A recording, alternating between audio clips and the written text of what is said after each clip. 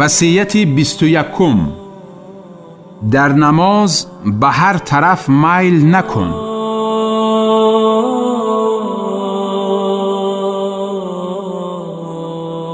از انس رضی الله تعالی عنه روایت است که پیغمبر صلی الله علیه و سلم فرمود: ای پسرکم، در نماز به هر طرف میل نکن، زیرا میل نمودن در نماز هلاکت یعنی کم شدن ثواب است. روایت ترمذی. از ابو هریره رضی الله تعالی عنه روایت است که پیغمبر صلی الله علیه و سلم فرمودند: چون بنده در نماز قائم شود، پس او در پیش خداوند رحمان است. پس هر وقت میل نماید، خداوند تعالی می گوید: ای فرزند آدم، به سوی کی میل می نمایی؟ به سوی بهتر از من؟